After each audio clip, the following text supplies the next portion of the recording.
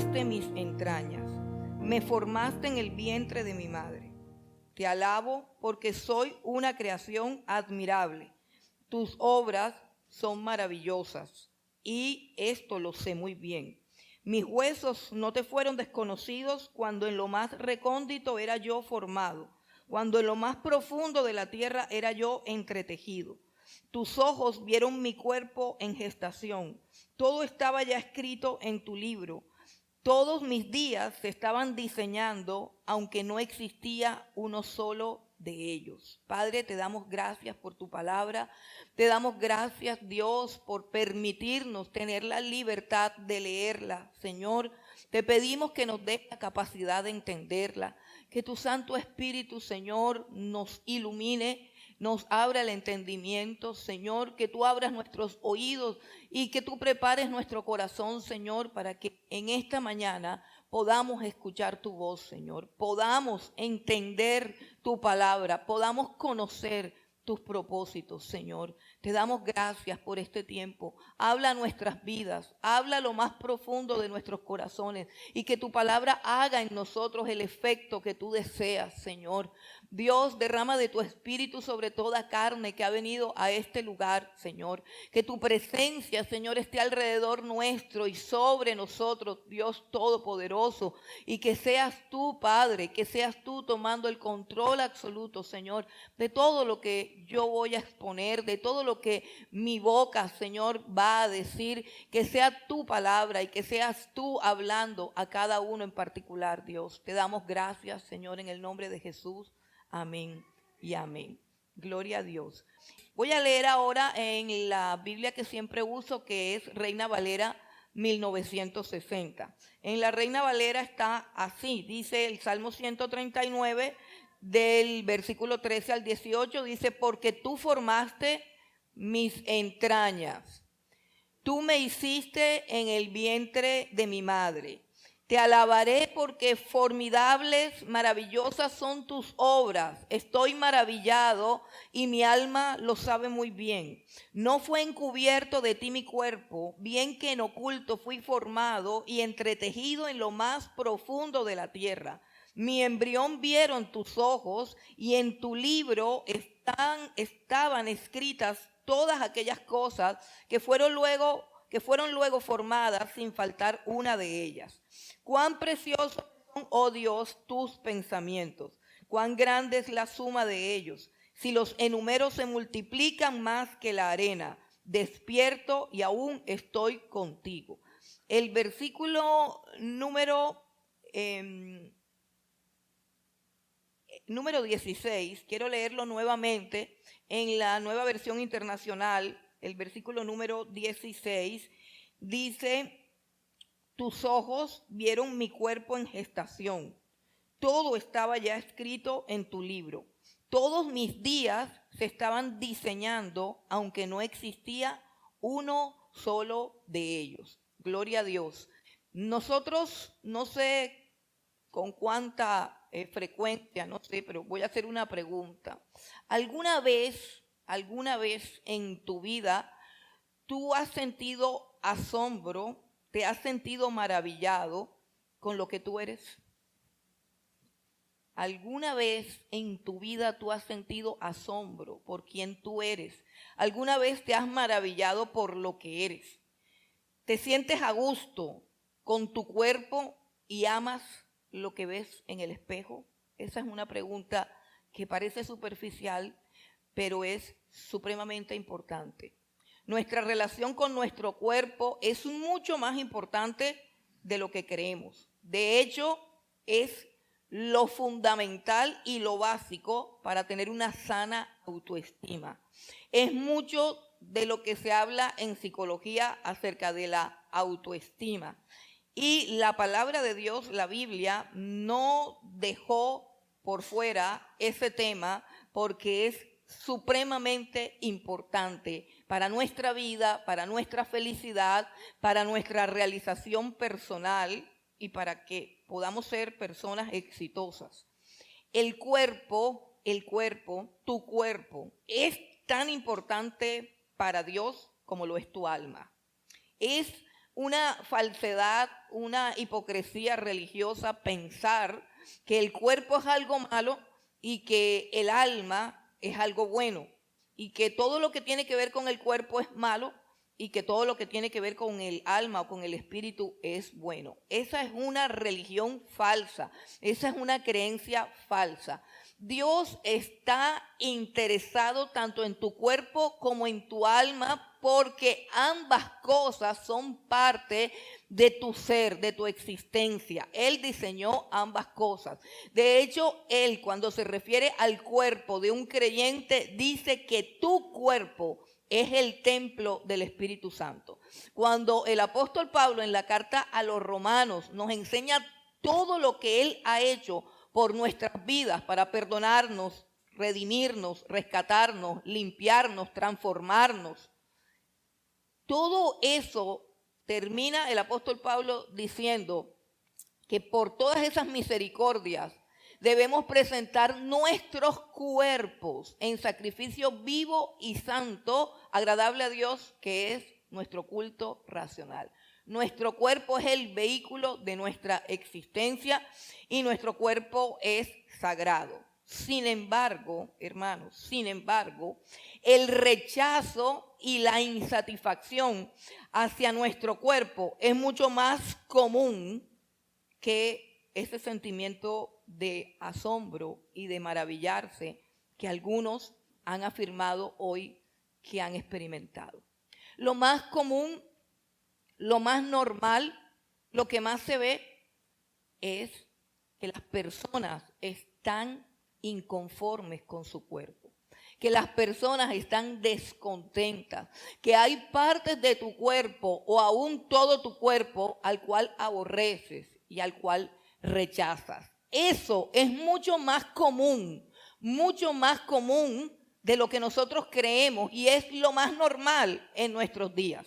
Y por eso la industria de los gimnasios, de la nutrición, de la dietética, de las cirugías plásticas. Es impresionante el auge de la cirugía plástica.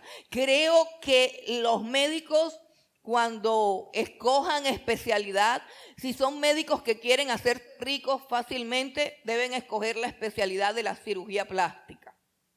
Es lo más común.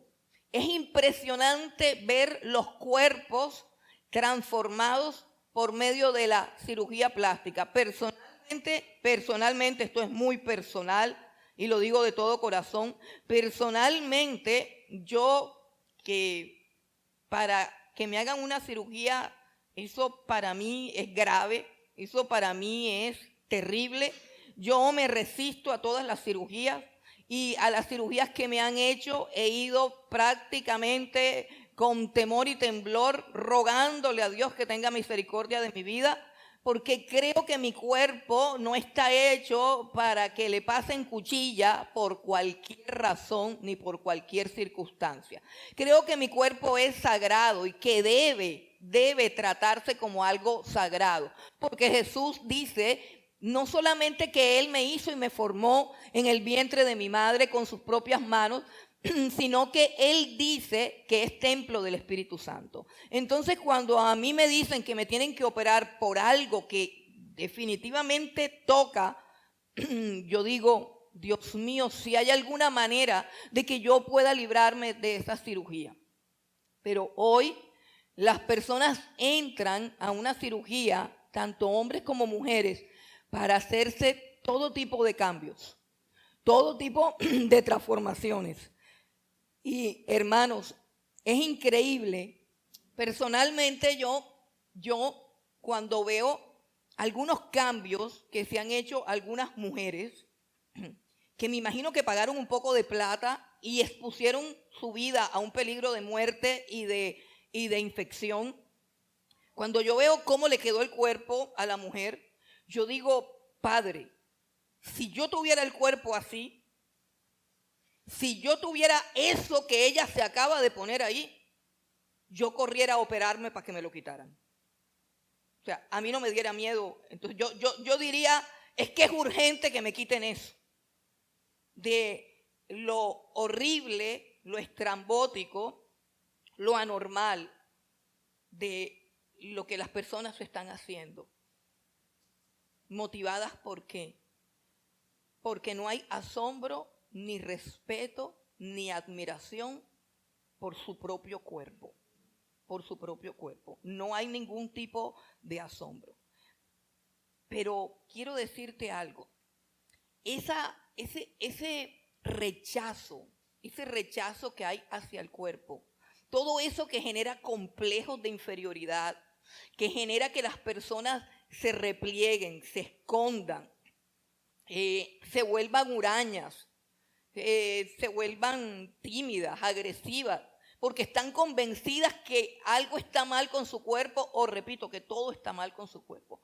Todo ese sentimiento de autorrechazo hacia su propio cuerpo es un problema de una autopercepción atrofiada. El problema no está en tu cuerpo. Escucha lo que te voy a decir. Voy a tratar de ir rápido. El problema no está en tu cuerpo. El problema está en cómo tú te percibes, en que has perdido la capacidad de ver correctamente las cosas. El problema está en tu percepción. Es más, yo sé que aquí sentados en estas sillas pueden haber muchísimas personas llenas de complejos, de ataduras y de limitaciones porque no aceptan partes o la totalidad de su cuerpo o de su apariencia física. Y eso limita de una manera terrible y espantosa. Pero yo quiero traerte hoy una buena noticia. Y es que el problema no es tu cuerpo. El problema es tu percepción. El problema es cómo tú te ves. Y de lo que está sufriendo la humanidad en estos días no es de fealdad en el cuerpo, porque el cuerpo sigue siendo una obra gloriosa, asombrosa y maravillosa del Creador. El problema es que la percepción está atrofiada. Y yo quiero presentarte ahora un video de unos casos para que tú te des cuenta si tú te crees feo o si te crees fea. La buena noticia es que tú ni eres feo ni eres fea, sino que tienes un daño en la manera como te ves, en la manera como te percibes. Y esa percepción, esa autopercepción, la percepción de ti mismo, se está atrofiando cada día tanto, que estamos llegando a un colmo, estamos llegando a una situación donde percibimos cosas que no son. Mire, yo he atendido en consejería a una cantidad de jovencitas que dicen ser horribles, que dicen ser feas, que dicen que se sienten y se perciben como personas demasiado horrorosas. Y yo digo para mis adentros, si le digo que es bonita, va a pensar que estoy mintiendo. No se va a arreglar el problema. Porque yo la estoy viendo que no es fea, estoy viendo que está bien. Es más, antes de que ella me dijera eso, yo pensé qué mujer tan hermosa y tan bonita. Pero ella tiene una percepción diferente y no se va a sanar porque yo le diga que es bonita. Porque con toda seguridad va a pensar que esa es una terapia psicológica mía para quitarle a ella esa idea que según ella es una certeza. Y yo quiero que miremos un video, pero yo quiero que miremos unos ejemplos. Algunos de ustedes quizás lo han visto. ¿Hasta dónde llega esta situación? Escuche, que casi el 100% de los ejemplos que voy a colocar aquí o que vamos a ver en un video, no lo hice yo, es un video, es algo así como el top 10 de las personas con una autopercepción más atrofiada. O sea, las personas que se autoperciben de la peor manera. El top 10 de la autopercepción atrofiada.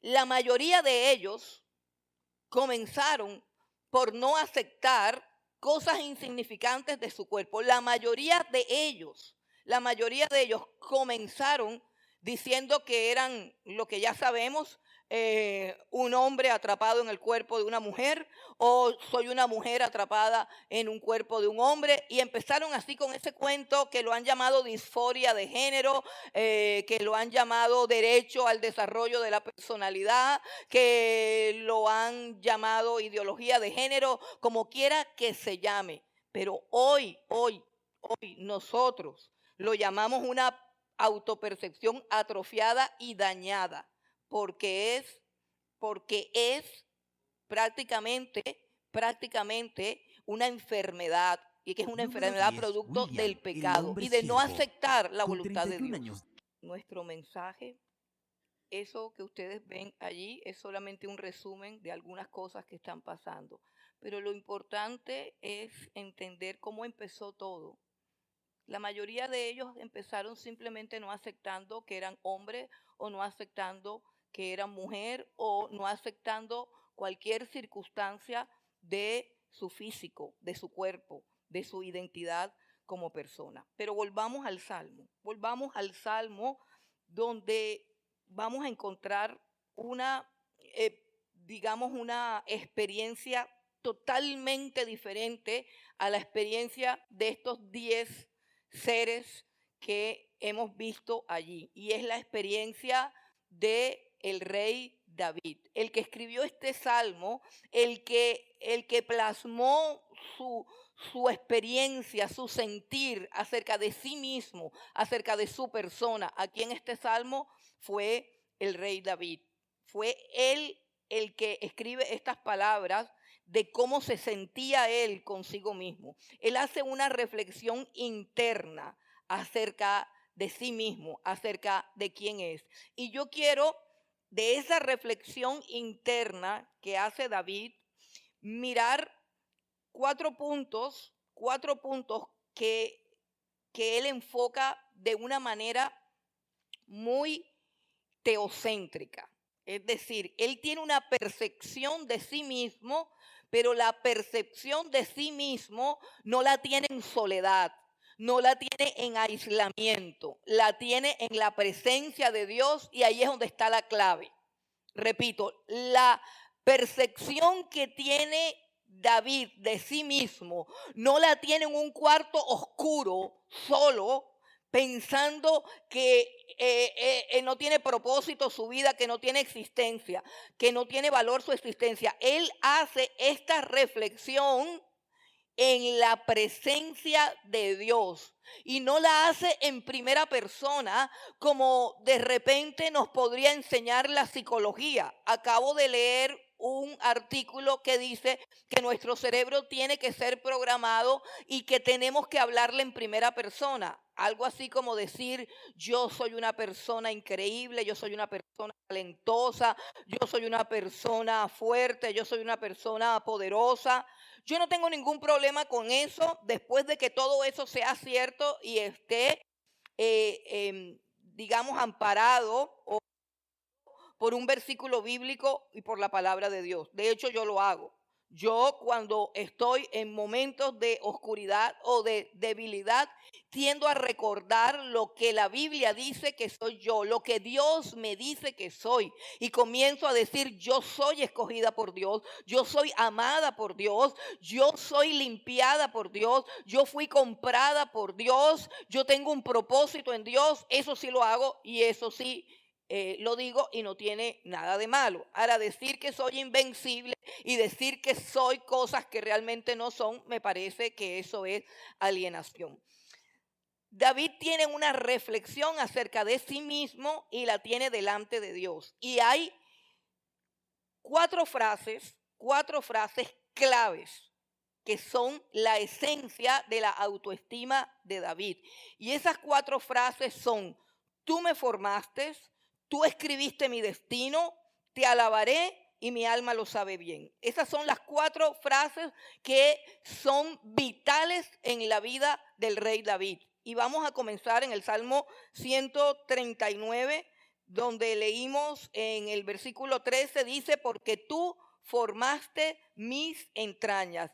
Tú me hiciste en el vientre de mi madre. No fue, salto al versículo 15 y dice, no fue encubierto de ti mi cuerpo bien que en oculto fui formado y entretejido en lo más profundo de la tierra. ¿Qué significa cuando David le dice a Dios, tú me formaste, tú me hiciste?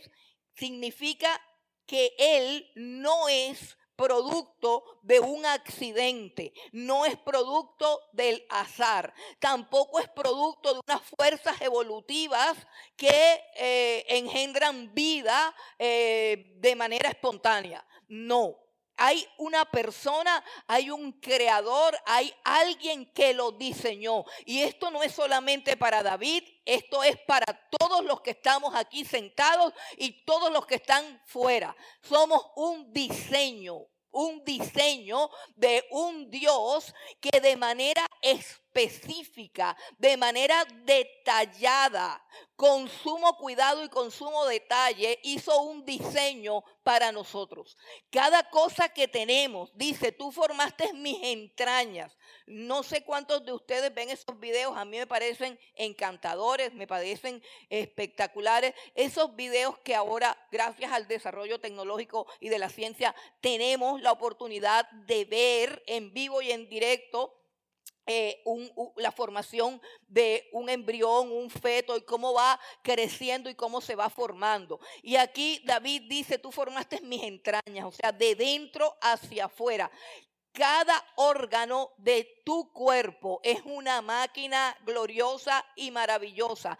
Tus entrañas, todos los órganos que hay en tu vientre, el hígado, el páncreas, el esófago, el estómago, los pulmones, el corazón, las vías digestivas, todo eso es un aparato supremamente glorioso que sería bueno que los que están todavía estudiando se sentaran a examinar todo ese desarrollo, todas esas clases, esas materias que dábamos en el colegio, en la secundaria o en la primaria, acerca del aparato circulatorio, acerca del aparato respiratorio, acerca de todas esas cosas. Yo recuerdo que cuando fui a la universidad y empecé a estudiar psicología, había una materia de biología y recuerdo que había una hermana que me decía, ¿no te da miedo ir a estudiar a una universidad para que maten tu fe? Y recuerdo que en esa materia de biología lo primero que nos enseñaban era el funcionamiento y la estructura de la célula, cosa que obviamente ya yo había dado en el colegio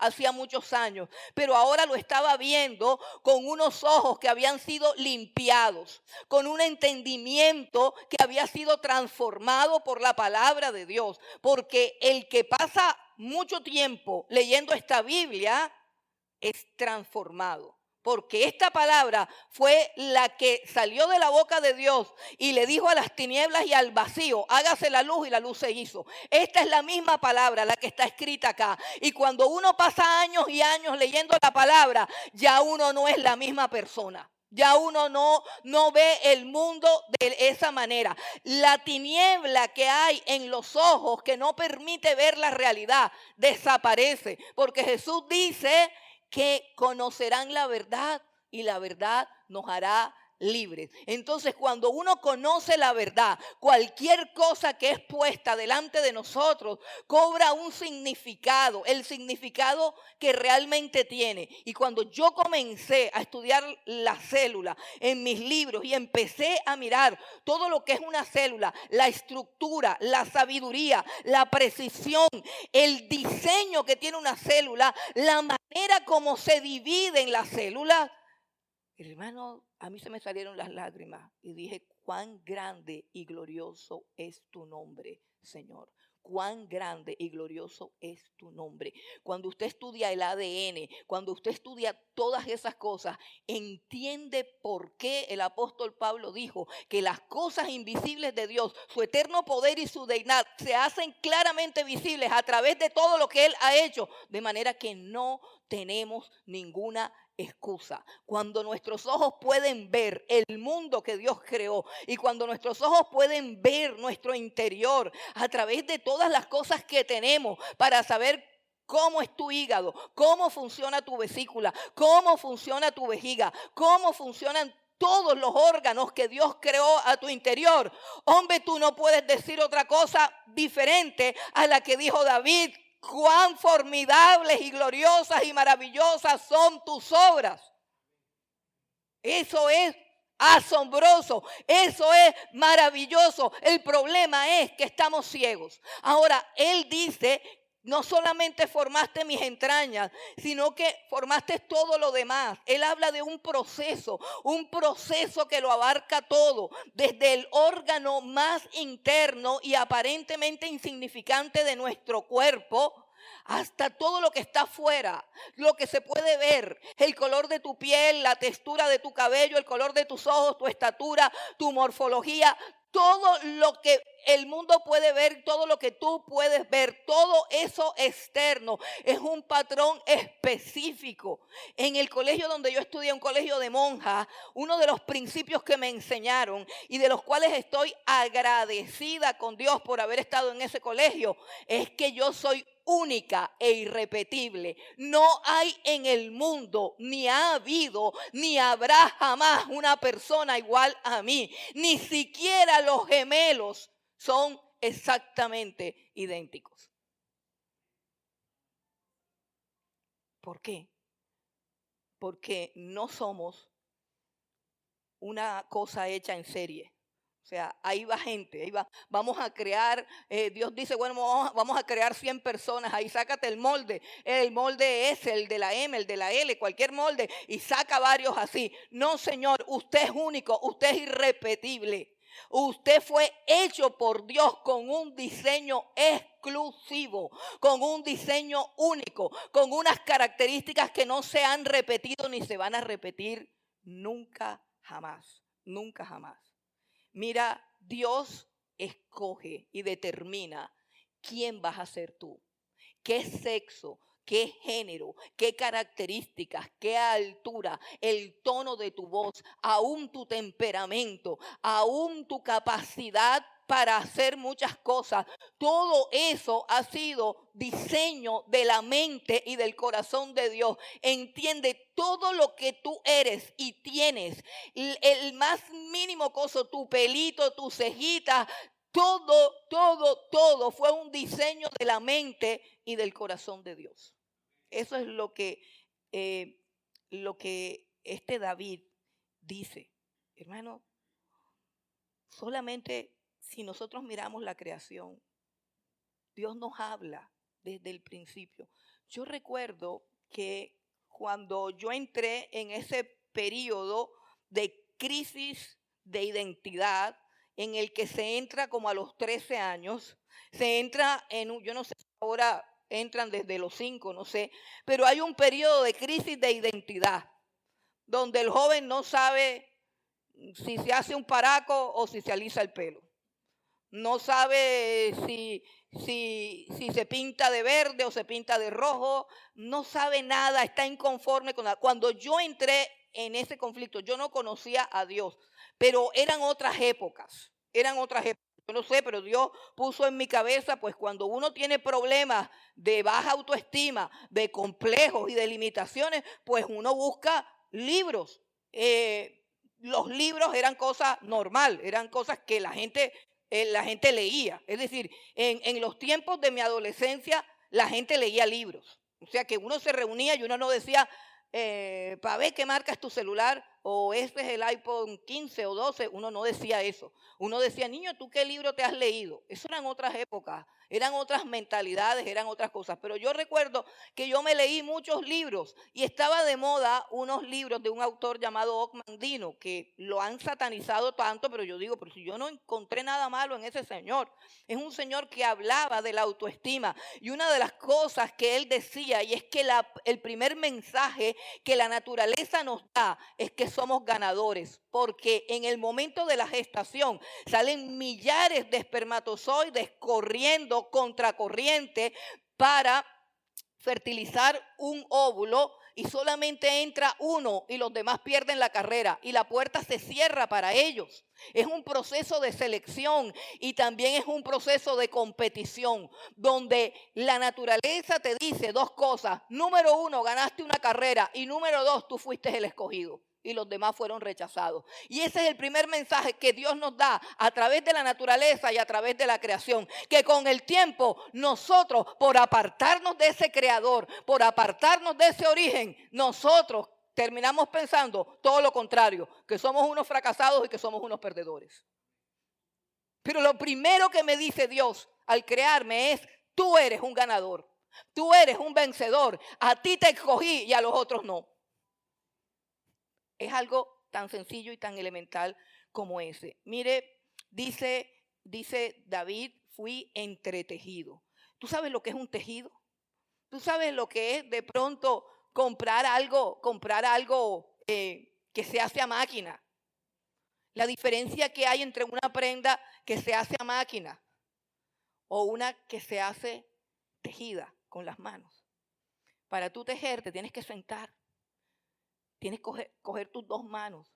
Tienes que concentrarte. Y cuando una puntada sale mala, la zafas y la vuelves a repetir. Dice, fui entretejido. Lo que David quiere decir con entretejido es que Dios te miró desde el principio y controló todo el proceso de la formación de tu cuerpo. Y no tienes nada en tu apariencia física, en tu cuerpo, en tu ser externo, no tienes absolutamente nada que haya sido un accidente o que haya sido un descuido.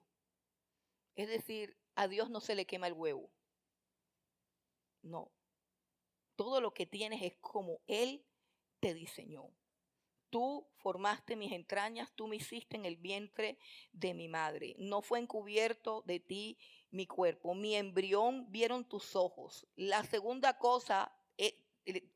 frase que hay aquí está en el versículo 16 y dice, en tu libro estaban escritas todas aquellas cosas. Me gusta más la versión NBI y me gusta más la versión de la Biblia de las Américas porque dice claramente que todos nuestros días están escritos en un libro de Dios.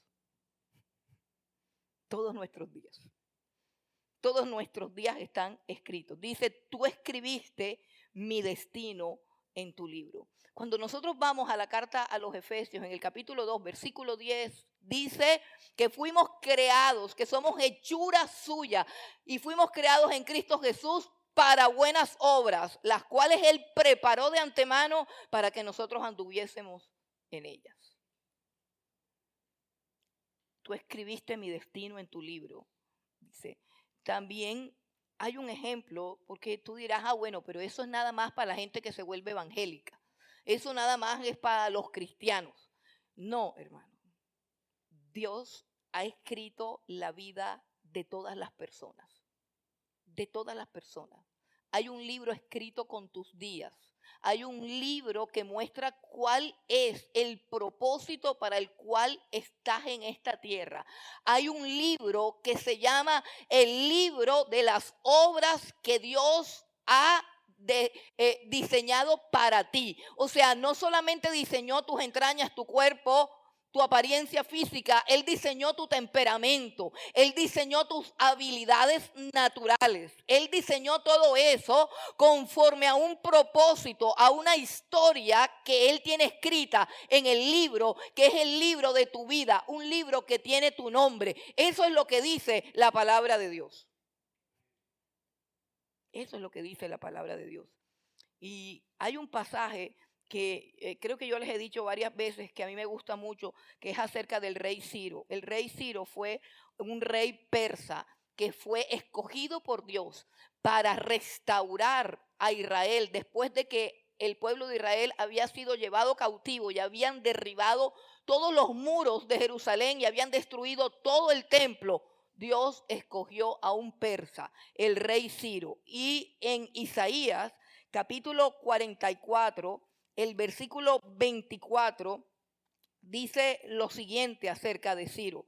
Así dice Jehová. Lo voy a leer desde el 24 porque de verdad que es hermosísimo. Y yo quiero que tú abras tu corazón para que la palabra de Dios entre en tu mente. Yo quiero que tú dejes de examinar lo que hay a tu alrededor en esta hora y sientas que Dios va a hablar a tu vida en este momento. Y mire lo que dice Isaías capítulo 44, versículo 24. Dice, así dice el Señor tu Redentor, que te formó desde el vientre. Nuevamente dice, yo el Señor que lo hago todo, que extiendo solo los cielos, que extiendo la tierra por mí mismo, que deshago las señales de los adivinos y enloquezco a los agoreros, que hago volver atrás a los sabios y desvanezco su sabiduría.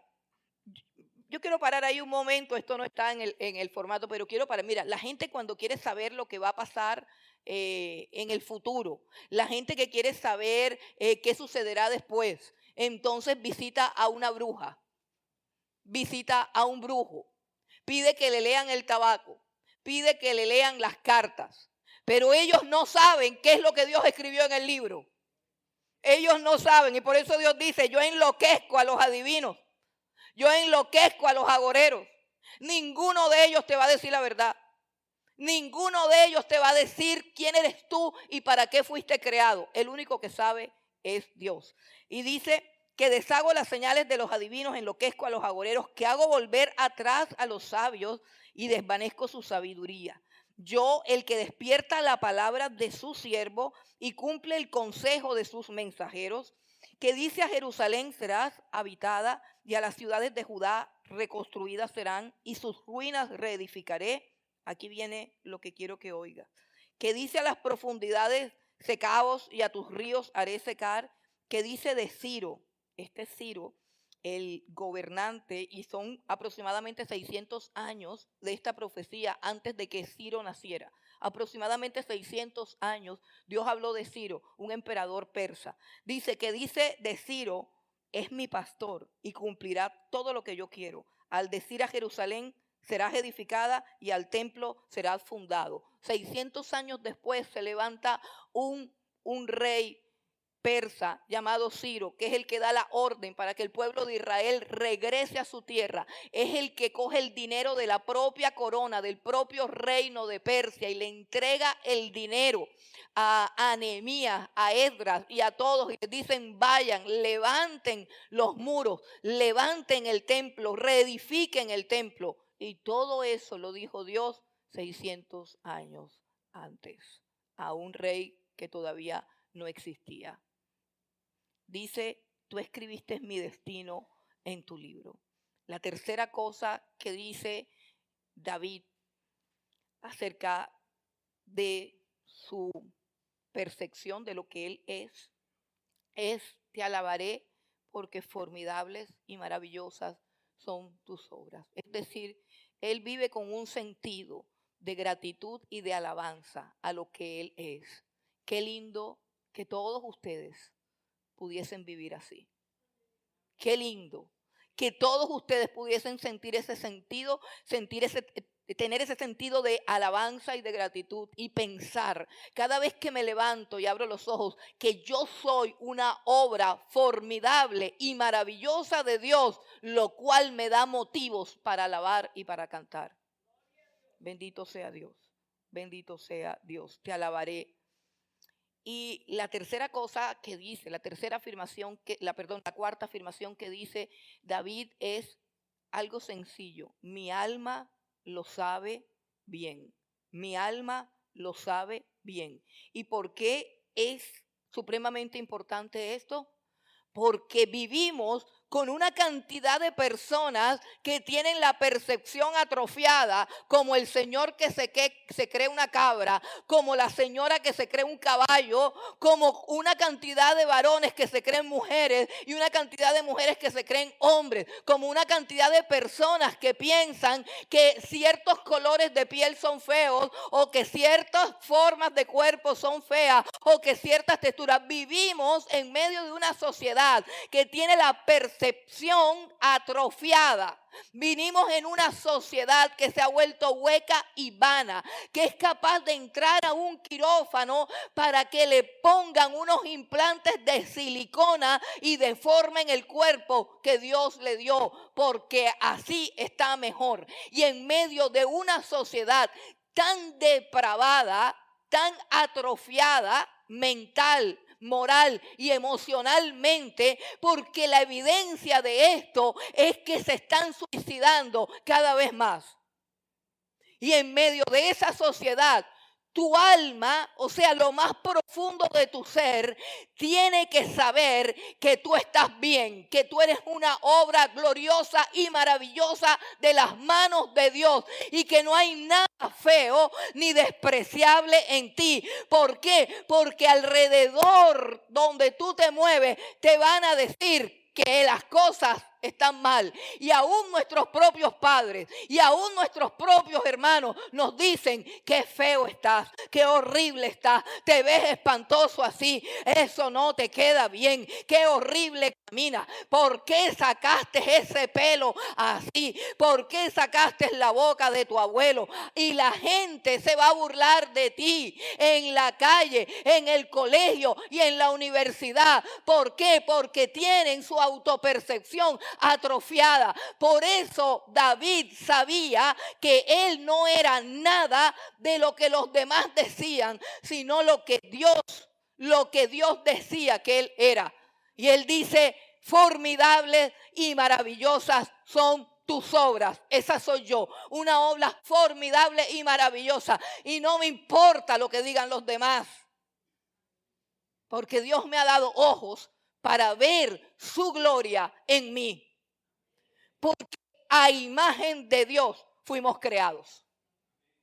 Así que todo lo que soy y lo que tengo es supremamente glorioso, supremamente precioso y supremamente valioso. No me importa que a los demás les parezca feo. No me importa. ¿Cuánto necesitamos que Dios nos sane de esa percepción atrofiada que hemos heredado del mundo? Mi alma lo sabe bien. Y quiero que recordemos la historia de David para que veamos cómo es la vida de alguien que piensa acerca de sí mismo así. David era un jovencito, recuerdan la historia que todos conocemos. Un jovencito que, aunque pensaba así, o sea, él pensaba así acerca de sí mismo. Le damos gracias a Dios de que el Espíritu Santo lo llevó a escribir este salmo, porque ahí entramos en la conciencia interna de David, donde él muestra cómo se siente consigo mismo y con su propio cuerpo. Pero los papás no lo veían así, ni los hermanos tampoco. La historia cuenta que Dios llamó al profeta Samuel y le dijo que Saúl, que reinaba en ese momento, estaba liquidado, estaba zafado, y que él iba a escoger otro rey, un rey conforme al corazón de Dios. Y le dijo: ves a la casa de Isaí, el padre de David. Y Samuel va a la casa de Isaí, el padre de David, y dice: uno de tus hijos ha sido escogido como rey. Necesito que los hagas pasar a todos tus hijos. Yo vengo a ungir a uno de tus hijos. Y Samuel, en perfecta comunión con Dios, van pasando desde el más grande hasta el más chiquito. Todos aquellos varones que eran el orgullo de su papá, los preferidos, los más importantes, fueron pasando uno por uno. Y Dios le decía a Samuel: ninguno de esos es. No te fijes en las apariencias, porque los hombres miran las apariencias, pero yo miro el corazón. Y tenían en tan poco a David que no lo hicieron pasar. ¿Cómo iba a ser David rey de Israel? Eso le quedaba muy grande. Y cuando ya habían pasado todos, Samuel, preocupado, le dice a Isaí, el padre de David: ¿estos son todos tus hijos? Y siente miedo de quedar avergonzado, porque él había ido a ungir el nuevo rey de Israel. Quedar avergonzado de que se inventó todo eso, de que ahí no hay ningún rey. Y en tono despectivo dice: solamente queda el menor que está por allá apacentando las ovejas. Pero no lo iban a hacer traer, porque no lo consideraban digno de ser rey.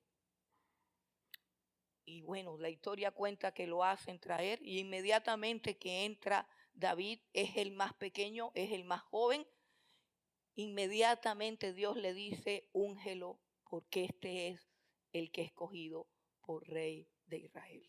Más adelante, hermano, este muchachito va a llevarle panes y quesos a sus hermanos, que son soldados del ejército del rey Saúl, que están siendo atacados y sitiados por los ejércitos de los filisteos. Y hay un gigante que los avergüenza todos los días, diciéndole que cualquiera que venga a pelear con él, el que gane, el pueblo se le someterá como esclavo. Era la propuesta del rey de los filisteos. No vayamos a pelear todos, mejor que peleen 2 varones. Aquí tengo este gigante, y sacó a Goliat, 2 metros 20 centímetros, algo así, o quizás un poquito más. Sacó a Goliat y decía, mándame un soldado que derribe a Goliat. Si Goliat derriba a tu soldado, ustedes son nuestros esclavos. Y si tu soldado derriba a Goliat, nosotros somos tus esclavos. Y así es, la guerra era esa, era la guerra del miedo. Así son la mayoría de las guerras del enemigo. De ahí es donde sale el eslogan o el refrán que dice, perro que ladra no muerde. Es una guerra del miedo. Así trabaja el diablo. El diablo trabaja asustando gente. Y todos los días salía Goliat. ¿Quién es el que va a venir a pelear conmigo? Todos los días. Y todos estaban allá amedrentados. Todos estaban allá asustados. Y el peladito que vino con la canastica de pan y de queso, que le metieron una insultada. ¿Qué vienes a hacer aquí, pedazo de pelado sapo? ¿Qué vienes aquí a chismosear? Y el pelado le trae el pan y el quesito y yo no sé qué más le mandó el papá. Y el pelado oye que hay un gigante. Y el pelado oye lo que está pasando. Pero ¿qué es lo que está? Cállate y vete para la casa.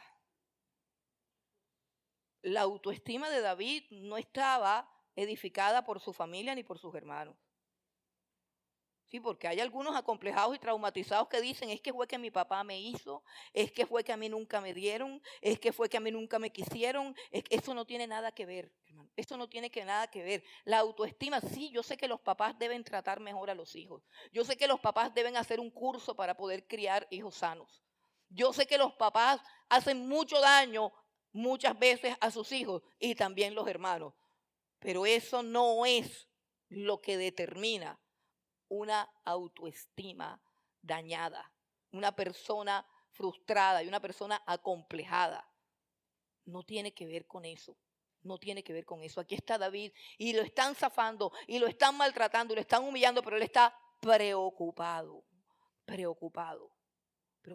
Y cuando él llega a entender lo que está pasando, llega una persona con una percepción diferente. ¿Sabes por qué? Te voy a explicar algo sencillo. Porque cuando tú tienes una percepción correcta de ti mismo, también la tienes de los demás. Tú puedes ver el mundo en su justa medida. ¿Te acuerdas del informe de los espías? ¡Ay, esa tierra se traga a sus moradores! Y todos sus habitantes son como gigantes. Y nosotros somos como langostas. Y nos sentimos como langostas. Y ellos nos ven como langostas. Hasta sabían cómo veían ellos. Porque así es el complejo. El complejo de inferioridad es así. El complejo de inferioridad hace que tú te veas como no eres y haces que veas a los demás como tampoco son. Entonces todo el mundo estaba asustado y amedrentado. ¿Por qué? Porque lo que tenemos ahí es una cantidad de personas con una autopercepción destruida y están contemplando un gigante y ellos se sienten como se sienten todas las personas que no saben que Dios los ha creado. Como unos gusanos, se sentían igual. El mismo espíritu de los espías estaba ahí y estaban las dos líneas, la línea de Israel, la línea de los filisteos, y el gigante se asomaba y el rey aquí amedrentado y todo el mundo asustado. Pero llega un jovencito sin complejos, que dice, ¿quién es ese filisteo incircunciso que se ha atrevido a retar a los ejércitos del Dios viviente? Y uno dice, ¿cuál es el ejército? Una partida de cobardes, es lo que hay ahí. Pero es que él no veía a esos hombres cobardes. ¿Sabes qué él veía? Veía al pueblo de Dios. Él veía al pueblo de Dios marchar, al pueblo de Dios siendo atacado. Él veía el pueblo a través de las promesas de Dios. Él podía entender las palabras que más adelante dijo Pablo a los romanos: si Dios está con nosotros, ¿quién contra nosotros? Él veía todo de diferente manera, porque él andaba en la presencia de Dios. Él andaba a la luz de su palabra. Él caminaba a la luz de su verdad. Él no escuchaba tonterías ni babosadas. No existía el TikTok ni el YouTuber. No existían los coreanos que tienen embobadas a las niñas ahora. No existía ninguna de esas estupideces. Él era pastor de ovejas. Hermano, y cuando él dijo, yo voy, es él. Porque una persona con una autoestima sana, una persona con una autopercepción correcta, sabe alentar a los demás, sabe animar a los demás, sabe liderar a los demás, no se amedranta. Entonces él llega a donde sus hermanos, a donde los judíos, y dice, no se preocupen, si no hay nadie que vaya contra ese hombre, yo voy y yo lo mato. Y todo el mundo dice, ¿este peladito qué se cree? Y después fueron donde el rey Saúl y le dijeron, Saúl, allá hay un peladito que dice que él va a matar al gigante. Y Saúl estaba tan desesperado que dijo, traigan el peladito para ver. Y cuando lo vio dijo, mijito, tú no puedes con ese gigante, el rey Saúl. Esta es la perfección equivocada. Pero en ese entonces parecía la perfección ecuánime, la perfección lógica, correcta, sobria. Este hombre que es un rey que ya está curtido de tantas batallas, le dice al peladito, mira, mijito, tú no puedes contra ese gigante.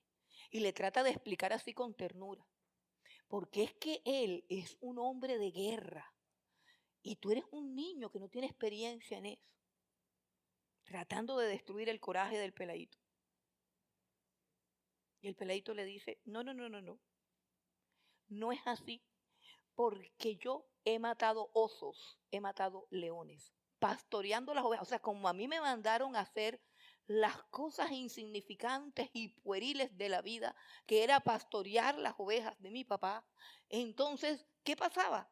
Que Dios proveyó, escucha, Dios proveyó para el crecimiento de David los retos, las amenazas, los problemas que necesitamos todos en esta vida para dejar de ser cobardes y tontos.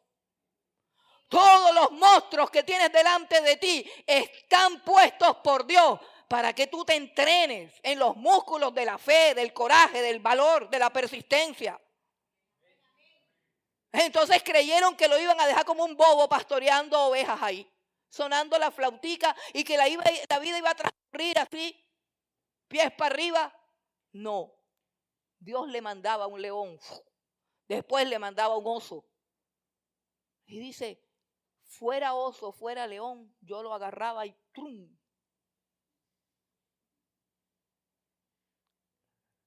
Y él concluye de una manera lógica, sin locura, lógica, y dice, el Dios que me ayudó a matar el oso, el Dios que me ayudó a matar el león, ese Dios me va a ayudar a matar el gigante. Así se forma un hombre valiente. Tú primero tienes que reconciliarte contigo mismo, con tu cuerpo, con tu vida, con tu historia, con tus circunstancias, y al mismo tiempo te reconcilias con Dios. Escucha, todo lo que tú has vivido, todo lo malo, todo lo feo, todo lo horrible, todo lo vergonzoso, todo lo humillante que hayas vivido, lo has vivido porque Dios ha escrito un libro para ti en el que tú puedas también mostrar que sobre todas esas cosas, dice la palabra de Dios, eres más que vencedor. Porque si no, ¿qué batalla vas a decir? ¿Qué testimonio vas a dar? Si la vida te ha sonreído, si todo es color de rosa, si siempre te ha ido bien, ¿quién eres tú? Nadie. Nada. No. Dios siempre te va a mandar un león, Dios siempre te va a mandar un oso, porque no quiere que seas cobarde, porque no quiere que te hundas en la depresión, porque no quiere que tu vida sea sin sentido y sin valor, porque quiere que tú mismo conozcas las cosas de las cuales tú eres capaz y que no lo sabes, porque tienes una percepción equivocada de ti mismo. Y bueno, ya sabemos todo lo que involucraba esta perfección. El tener una perfección correcta hizo que él matara al gigante, hizo que él se coronara como rey, hizo que él creciera, hizo de él un hombre guerrero, un hombre valiente, un hombre esforzado, un hombre exitoso, un hombre, hermano, yo creo, con base en lo que yo analizo de la vida de David, porque siempre ha habido como un enigma. Dios rechaza al rey Saúl, que es el primer rey de Israel, lo rechaza y dice, lo rechazo y lo cambio por un hombre que tenga un corazón conforme al mío. Y a David se le conoce como un hombre conforme al corazón de Dios, pero resulta que si tú estudias la vida de David, uno dice, ándale, ¿cómo así? Cualquier varón de aquí es mejor que David, porque ese señor, hermano, ya ustedes saben lo que hizo, yo no voy a decir. ¿Para qué vamos a dañar la historia de David? Y yo me quedo pensando, pero ¿cómo así que David era un hombre conforme con, mira todo lo que hizo hasta para vender? Hermano, yo creo que esta es la respuesta. ¿Sabe por qué creo que esta es la respuesta? Porque él está contento con la manera como Dios lo formó. Porque él está contento con sus genes, con su género, con el color de su piel, con la textura de su cabello. Está contento con su historia. Está contento con su familia aunque no lo quieren. Está contento con su nación aunque no lo respetan. Está contento con todo lo que él es y lo que Dios ha hecho. Piensa por un momento, acabaste de ver un video de dónde terminan las personas que no están contentas con lo que son. Piensa por un momento cómo es la vida de alguien que no acepta ser como Dios lo hizo. Que no acepta que pasen las cosas que le pasan. Que vive continuamente amargado y resentido contra sus padres, contra la nación, contra el presidente, contra su pueblo, contra su historia y por supuesto contra Dios. ¿Cómo se puede vivir así? Pues terminan creyéndose caballos, terminan creciéndose cebra. ¿Por qué? Porque simplemente Dios te hizo, Dios te diseñó. Y yo creo que es por eso, porque también es por eso que desechan a Saúl. Quiero que vengas conmigo a 1 de Samuel, capítulo 17, para que veas el contraste y lo importante que es que tú tengas una percepción correcta de ti mismo. Bueno, es una historia que creo que también todos conocemos, la voy a contar rápidamente. ¿Quién es Saúl? Saúl es el primer rey que tuvo Israel. Es el primer rey que tuvo Israel. ¿Y cómo era? ¿Cómo era? Retrocedamos aún más al capítulo 9 de 1 de Samuel, para que veamos algo supremamente interesante acerca de lo que les estoy diciendo de la autopercepción. 1 de Samuel capítulo 9, miren cómo describen a Saúl. Solamente escúchenme, dice, había un varón de Benjamín, hombre valeroso, el cual se llamaba Cis, este es el padre, hijo de Abiel, hijo de Seror, hijo de Becorat, hijo de Afia, hijo de un benjamita. Y tenía él un hijo que se llamaba Saúl, este Saúl, el primer rey de Israel.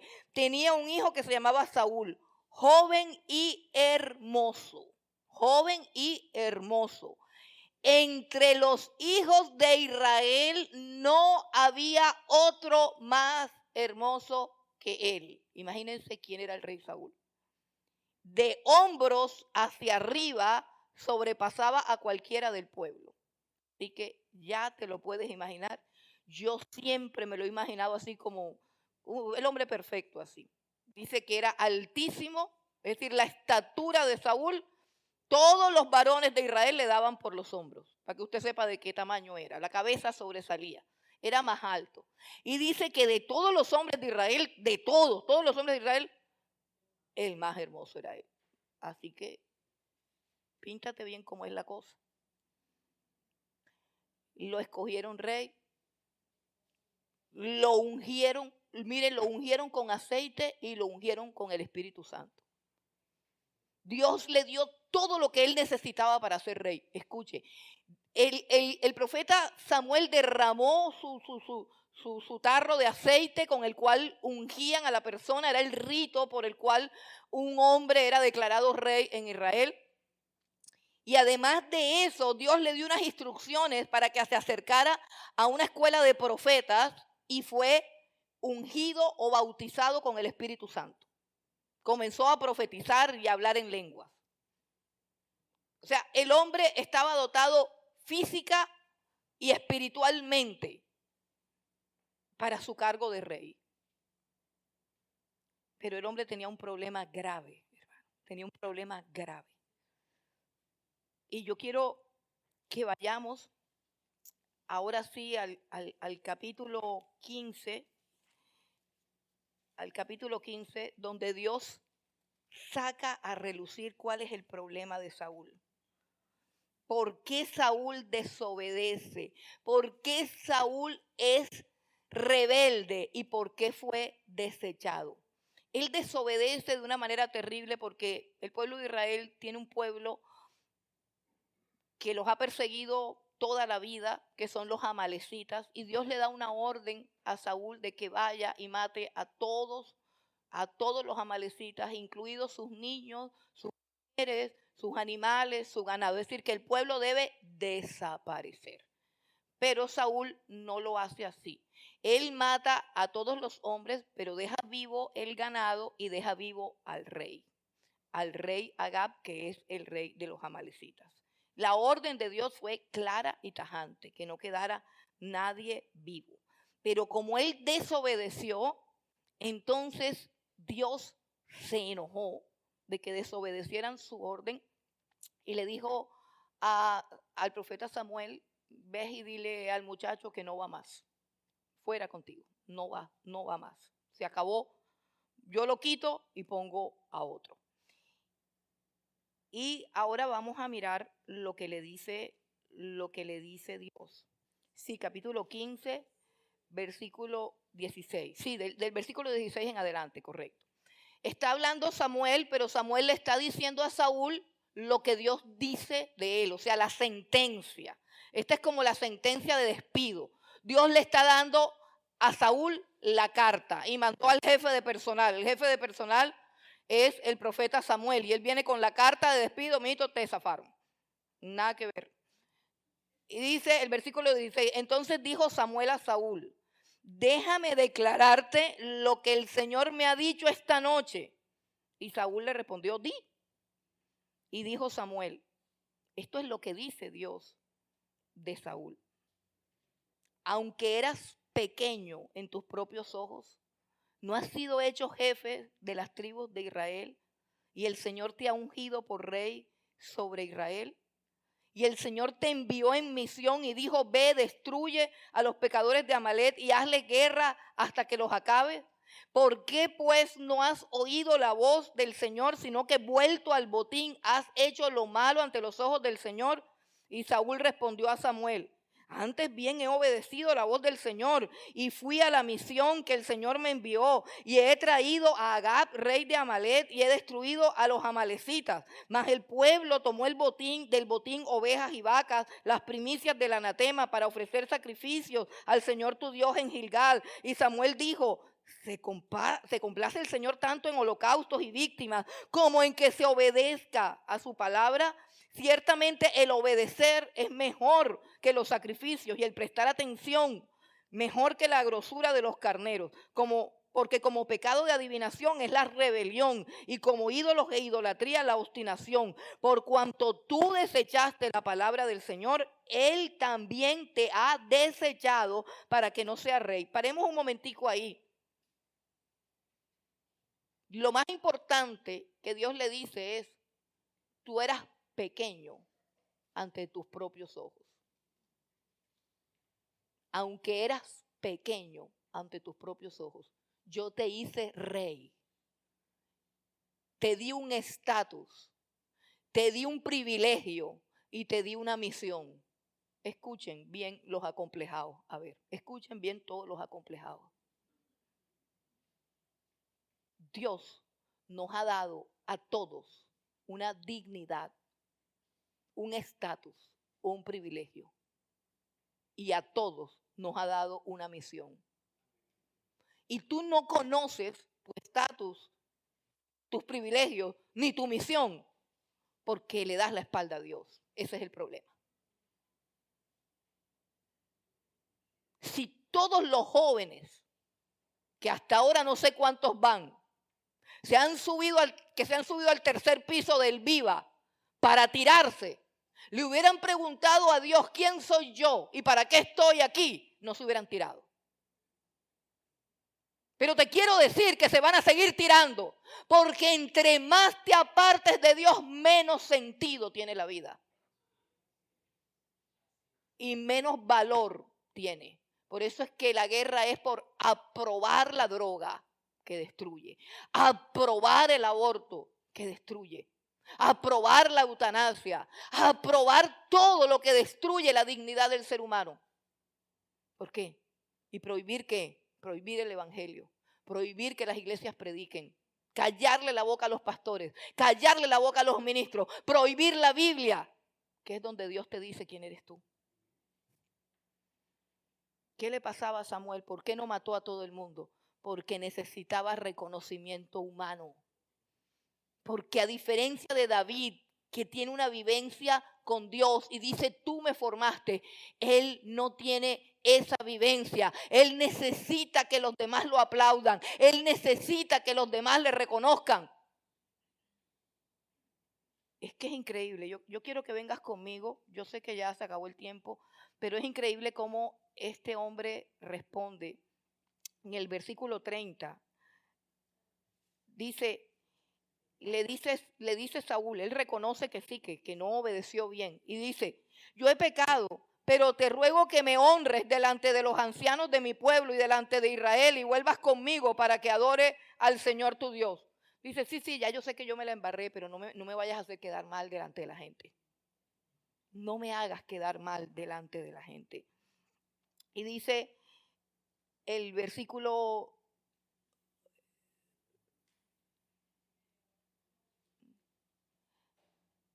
Bueno, no recuerdo dónde él vuelve a decir: lo que yo quiero es que tú hagas sacrificios delante de mí, o sea, que me hagas quedar como si todo estuviera bien. Entonces, hermano, la iglesia no consiste en que te consientan, consiste en que Dios está aquí en medio de nosotros y quiere que te reconcilies con Dios, con tu vida, con tu realidad, con tu cuerpo, con tu existencia. Porque sentirte poca cosa o estar inconforme, mira, cualquier inconformidad, porque nosotros no podemos ver el corazón de Saúl.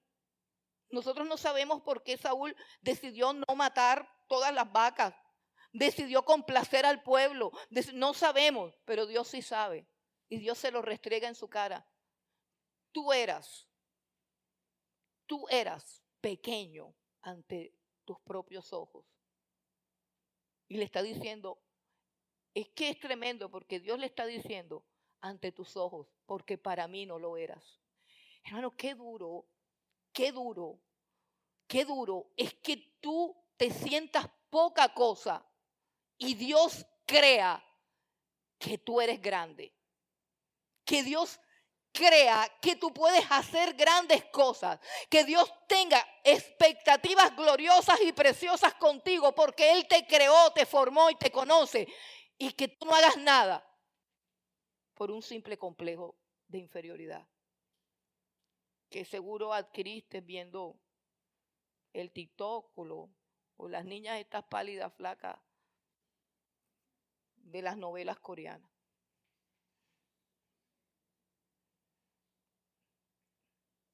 Es doloroso cuando Dios le dice a Saúl, sus palabras, desde que yo leí ese texto, nunca se me ha olvidado. Dios le dice, aunque tú eras pequeño ante tus propios ojos, porque ante mí no lo eras, yo te hice rey de Israel. Es como si Dios le dijera a Saúl, de nada me valió el esfuerzo de hacerte el hombre más hermoso de este pueblo, de hacerte el más alto, de hacerte el más valeroso, de coronarte como rey y de darte una misión en esta tierra, porque tú eras un acomplejado que lo único que querías era que la gente te aplaudiera, te consintiera. Por eso te digo, hermano, si tu papá no te quiere, no importa, sigue adelante, hay un Padre en los cielos que te ama. Si tu mamá tampoco te quiere, ¿qué te importa? La Biblia dice, aunque mi padre y mi madre me dejaren, con todo el Señor me recogerá. El que te formó con sus manos es Dios. Y si eso no te es suficiente, la Biblia dice que el Señor Jesucristo subió a la cruz del Calvario a dar su vida por ti, para limpiar tu pecado y limpiar tu maldad, porque es pecado aborrecer lo que Dios ha hecho con amor. Es pecado aborrecer donde Dios ha puesto su gloria, porque imagen de Dios somos. Y Cristo sube a la cruz y derrama su sangre y muere